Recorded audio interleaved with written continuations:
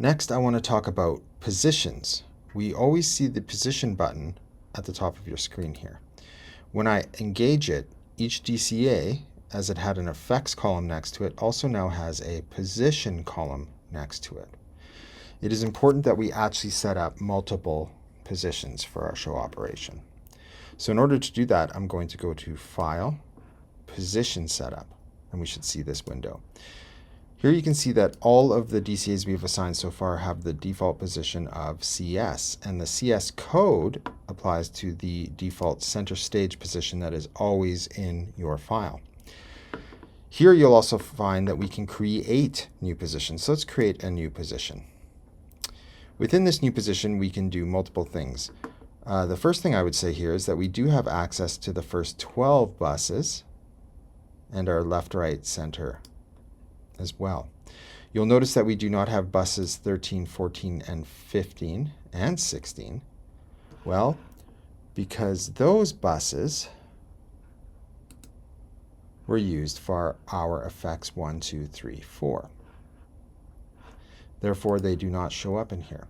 But with this new position, we're going to make sure that it is going to the left, right for our invisible example. And if I pan this all the way left, I could maybe say HL, hard left. Let's make a hard right.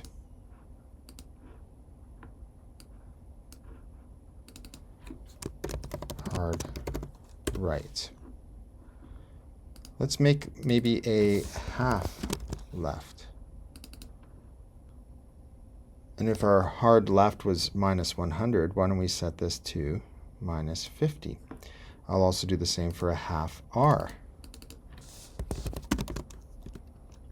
And I'll set this to 50.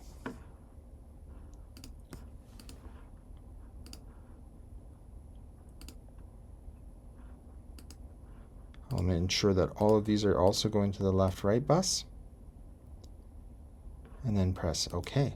So now what you'll find is we actually do have in everyone's position based on their scene the ability to stagger your actors into different positions.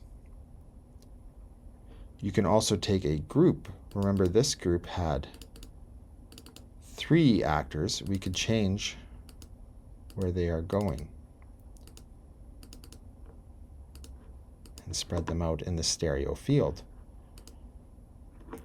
When we have a multi-position DCA, instead of just the diamond for the effect, we get a dot in the position. So you can always come, and it refers to it as complex, but you always double-click on the DCA to find that.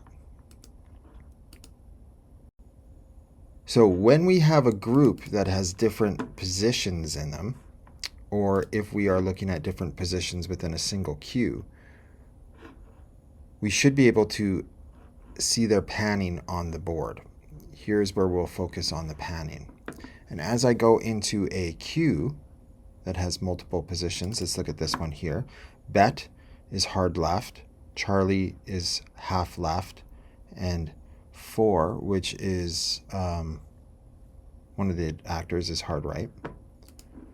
As I go into this state, we should see their panning move.